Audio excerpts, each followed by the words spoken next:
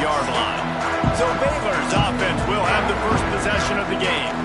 There are always butterflies to start a game, but when you have a rivalry like this, the adrenaline is pumping on overdrive, guys. They aren't all the same. We say that, but we know differently. The blood is boiling. The temperature is hot. Jesse, you want this week more than most. And here comes the heat, and they get home, and they get him at the 21. The Bears with a long way to go after the loss on the last play. White wants to throw it. Boy, is that one he wishes he could have back. A total misfire. Well, they're trying to attack the middle of the field. That time the ball a little too high for his wide receiver, and it falls incomplete. On 3rd and long, doesn't need to take the check down. Makes the catch at the 20. And he just kept running, and he ran away from the crowd, and he'll take it in. Touchdown, Bears! Well, this offense is top 10 in the country in points per game because they've got a lot of speed and they've got home run hitters. They score fast. They don't need 10 plays to go down the field. You saw it right there. They've recruited well. They've got playmakers. They're going to be a problem for defenses all year long. He'll bring it out. So Texas A&M's offense will have its first possession of the game.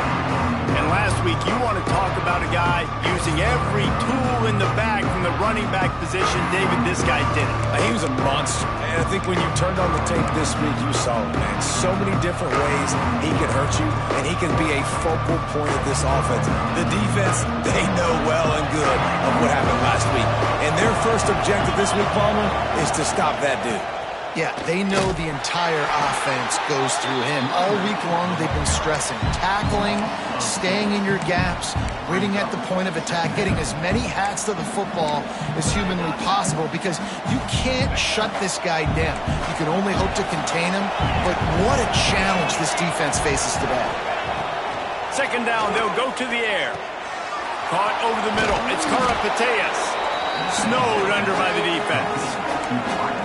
Well, your opponent scored on their opening drive, so obviously no need to panic. But I know, having been in this situation as a quarterback, you want to answer right away. So really good to see him making some nice throws here on their opening drive. There he goes. Changing on the move. It'll be a 1st down at the 29. It's got to feel good as an offense knowing that early in the drive you can turn around, hand it off, get a push up front, and go get positive yardage. And the Aggies with the 1st and 10. Rides the back on the option, the give. Pass to Sticks, and he may get more. That's the kind of play that can really get you going as they have a 1st down at the 43. This Texas A&M offense is wasting no time.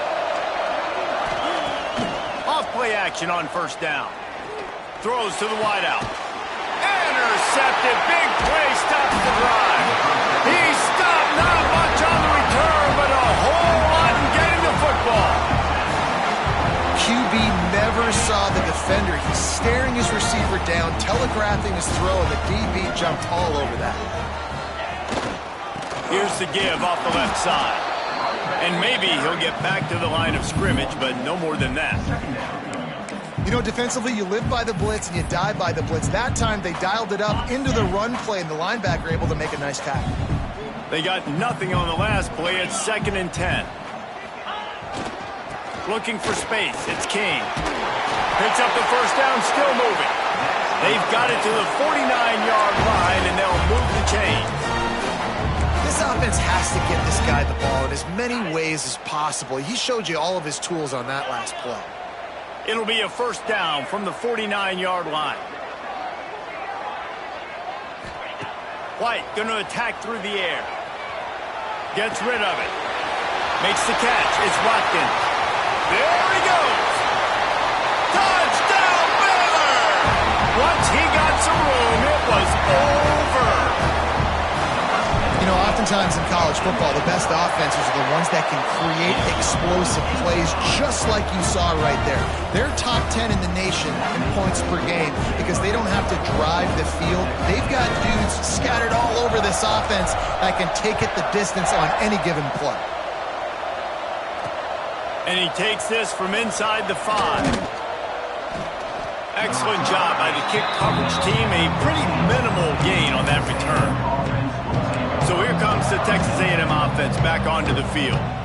They've gotten off to a sluggish start and need to put something together on this drive. They'll start this drive going to the air. Going to throw it over the top of the knee. And they took a shot on that one but couldn't make the connection. It's incomplete. This quarterback feels like he's spiraling a little bit right now. Of course, he threw the pick on the last drive. That last throw should have been picked off. Thanks to the defender dropping it, the offense is still on the field. And if you're this quarterback, you've got to settle yourself down. You better do it quickly. It's really tough on offenses when defenses know what you got to do. You got to pass the football. They're in man coverage. How about the receiver understanding where the first down is? He smells it. He goes and gets it. Grabbed in the backfield. It's Norman. And he was fortunate not to lose yardage on that play, able to wedge it back to the line of scrimmage. You guys have both played in rivalry games, so what did you do to keep yourself locked in during that week of preparation, David? Well, you try to keep your emotions in check, but it's really, really hard to do because a lot of times the hatred is so strong. The emotions are so real. The coaches get super tight, and they start talking about things, Jesse, so you don't just treat it as another game. No, it's hard to handle the anxiety leading up to those games, not just because of what it means to your season, but because of what the fans are saying, what your coaches are saying, what your family and friends are saying, understanding how important those rivalries are. Quickly out to the tight end. We've seen this from this sophomore, so dangerous after he makes the grab.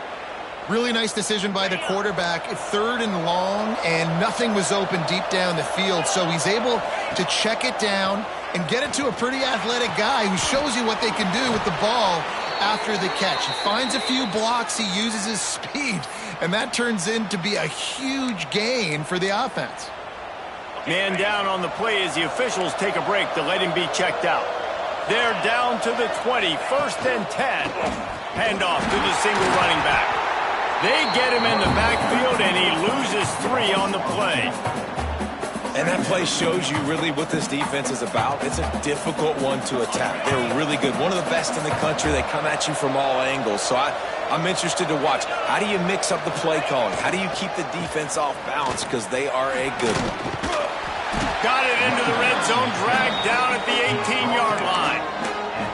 On defense, when they line up with numbers and they line up on your side, you're like, you're ready, it's coming right here. And then all of a sudden they mix in counters and they pull 1 or 2 guys and go back the other direction. That's a really good job by the offense keeping the defense on their heels. Fires to the tight end. He can't find enough room. Stopped at the 17, and it brings up a 4th down. And it looks as if they're going to try a field goal.